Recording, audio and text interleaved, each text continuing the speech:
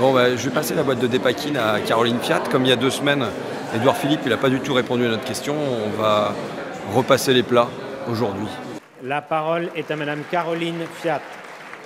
Merci, Monsieur le Président. Ma question s'adresse à Monsieur le Premier ministre. Il y a 15 jours, notre collègue François Ruffin vous a interpellé sur cette petite boîte de médicaments, la Dépakine. Vous n'avez pas du tout répondu à sa question, préférant la moquerie. L'association des familles victimes de la Dépakine a publié un communiqué pour vous faire part, je cite, de son indignation face à votre mépris. Des dizaines de mamans Dépakine ont exprimé leur colère sur leur page Facebook. Une journaliste de l'Obs écrit « Pas un mot d'Édouard Philippe sur un drame qui laisse dans l'expectative et le chagrin des milliers de femmes. Aussi, nous vous offrons une seconde chance. » Le jeudi 20 juillet, vous vous rendiez en catimini sur le site Sanofi de Vitry. Cette visite discrète, sinon secrète, se déroulait à l'initiative d'un lobby patronal, le Cercle de l'Industrie. Vous étiez accueilli par le PDG de Sanofi, Serge Weinberg. Alors, nous nous répétons notre question. À cette occasion, avez-vous évoqué le dossier de la Dépakine?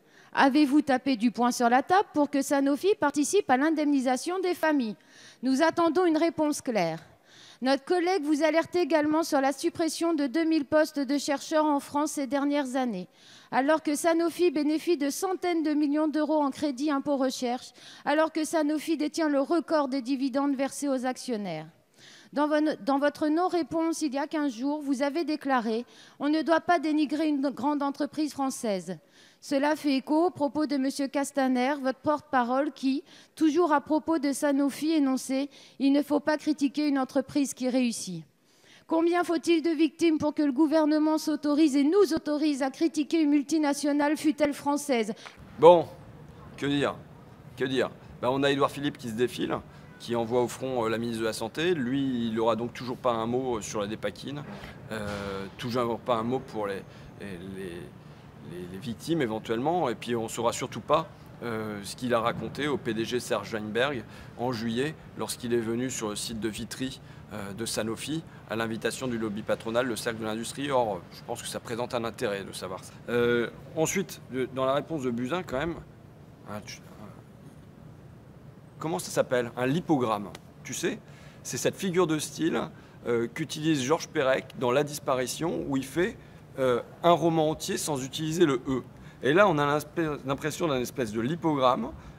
Agnès Buzyn arrive à faire une réponse sur la Dépakine sans prononcer ni le mot Sanofi, ni le mot laboratoire pharmaceutique, il me semble. C'est une forme d'exploit littéraire qui est réalisé là.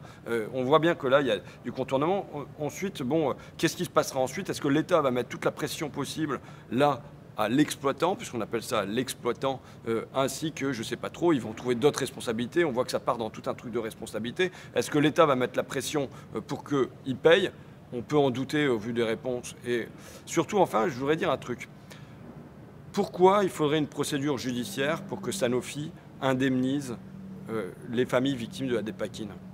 Il y a manifestement une erreur. Depuis le milieu des années 80, on peut avoir de très forts indices que ça a des effets tératogènes et que ça produit des troubles de l'autisme chez les enfants quand c'est pris par une femme enceinte. Donc, de lui-même, normalement, une entreprise, une association, un homme peut se dire « Bon, je ne vais pas attendre d'être condamné en justice, je ne vais pas attendre que les familles aient des années et des années de procédure parce que ça va encore prendre des décennies pour dire bah, je mets la main à la poche, oui, cette année, à la place de verser des dividendes aux actionnaires, eh ben, je vais en verser des indemnités aux familles. » Je pense qu'en fait, il ne devrait même pas y avoir besoin d'en passer par la justice pour qu'il y ait ce mouvement-là, pour qu'il y ait ce mouvement d'aller voir les familles et se dire, bon, bah, on a fait quelque chose qui déconne, on n'en prend pas toute la responsabilité, il y a des torts partagés peut-être avec les autorités du médicament et tout ça, mais on prend notre part de responsabilité, on l'assume pleinement et sans qu'on ait besoin de venir nous poursuivre pendant des années et des années. Et c'est ce geste, à la limite, que j'attendrai